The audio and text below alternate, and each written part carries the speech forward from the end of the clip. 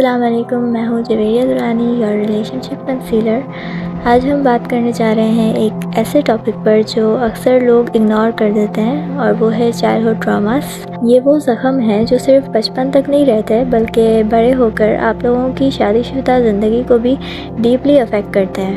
پہلے تو ہم یہ جانتے ہیں کہ چائلڈہڈ ٹراما ہوتا کیا ہے۔ چائلڈہڈ ٹراما کا مطلب ہے وہ ایکسپیرئنسز جو ایک بچے نے ایموشنلی یا سائیکولوجیکلی برداشت کیے، جیسے کہ پیرنٹس کا چلانا، ایموشنل نظر انداز ہونا، ریجیکشن، کمپیریزن یا ابیوز، چاہے وہ فزیکل ہو یا ایموشنل یا پھر وربل۔ جب ایک بچہ بار بار انسیکیور یا انسیف فیل کرتا ہے تو اس کا سب conscious mind in sub emotions کو ایبزرو کرتا جاتا ہے۔ یہ میموری تو ذہن سے چلی جاتی ہے، لیکن اس کا جو اثر ہوتا ہے نا، وہ دل و دماغ میں آپ کے رہ جاتا ہے۔ بنا بتائے اور بنا سمجھے آپ کہیں نہ کہیں ان ایموشنز کے ساتھ جی رہے ہوتے ہیں۔ سب کانشیس مائنڈ کیا ہوتا ہے اس بارے میں جانتے ہیں۔ تو سب کانشیس مائنڈ ایک اسٹوریج روم کی طرح ہوتا ہے، جہاں ہر وہ بات ریکارڈ ہوتی ہے جو ہم نے محسوس کی ہوتی ہے۔ اگر کسی بچے نے پیار کے لیے لڑنا سیکھا تو وہ بڑا ہو کر ہر رشتے میں پروف کرنے کی کوشش کرے گا تاکہ اسے محبت کی جائے، اس کا خیال رکھا جائے۔ اگر کسی کو بار بار کہا گیا کہ تم سے کچھ نہیں ہوگا، تم کچھ نہیں کر سکتے، تو وہ ایڈلٹ لائف میں یا تو ہر وقت انسیکیور رہے گا یا پھر غیر ضروری پرفیکٹ بننے کی کوشش کرتا رہے گا۔ ان سمپل ورڈز، وہ پیپل پلیزر بن جائے گا۔ ٹراما اور میرڈ لائف۔ تو اب بات کرتے ہیں شادی کے بعد کے مسائل کی۔ دو لوگ جب شادی کرتے ہیں تو ان کے سب کانشیس مائنڈ بھی مل جاتے ہیں۔ اگر دونوں میں سے کسی ایک یا دونوں نے ٹراما فیس کیا ہوگا اپنے بچپن میں، تو ان کا ذہن نیچرلی ڈیفینسو یا فیئرفل ہوتا ہے۔ ایک شوہر جو ایموشنلی ان اویلیبل ہے، ہو سکتا ہے کہ وہ ایموشنلی ان اویلیبل فادر کے ساتھ بڑا ہوا ہو۔ وہ اپنی بیوی کے جذبات کو سمجھ نہیں پائے گا۔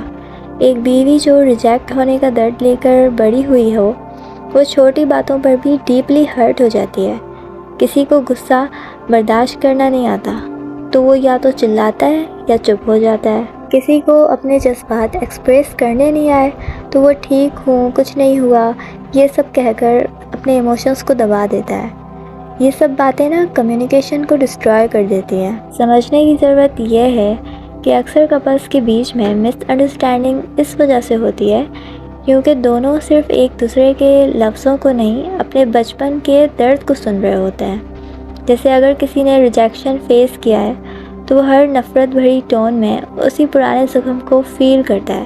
وہ پارٹنر یہ نہیں کہہ رہا کہ تم خراب ہو، لیکن ٹراما یہ سنتا ہے۔ اسی لیے ہم کہتے ہیں کہ اپنے ٹراما کو سمجھنا، اس پر کام کرنا اور تھیراپی لینا، یہ سب آپ کی شادی شدہ لائف میں ایک ہیلدی فاؤنڈیشن بناتا ہے۔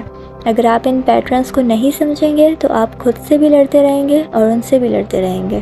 اگر آپ کو لگتا ہے کہ آپ یا آپ کا پارٹنر ایک دوسرے کو سمجھنے میں مشکل محسوس کرتے ہیں، اگر ہر بات لڑائی بن جاتی ہے یا اگر آپ ایموشنل ڈسٹینس فیل کرتے ہیں، تو ہو سکتا ہے کہ جواب آپ کے پاسٹ میں ہو۔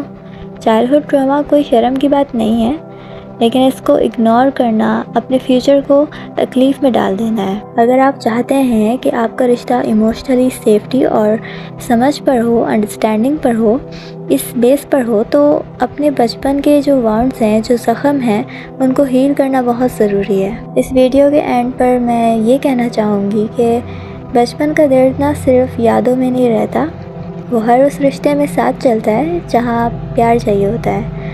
اپنے زخموں کو سمجھنا کمزوری نہیں ہے، سب سے بڑی ہمت ہوتی ہے۔ اپنی ہیلنگ کو شروع کیجیے تاکہ محبت صرف رشتوں میں ہو، درد میں نہیں۔ ایسے ہی ہنستے اور مسکراتے رہا کریں، اور ٹینشن آپ نے کبھی نہیں لینی ہے۔ پھر ملیں گے اپنی اگلی ویڈیو میں۔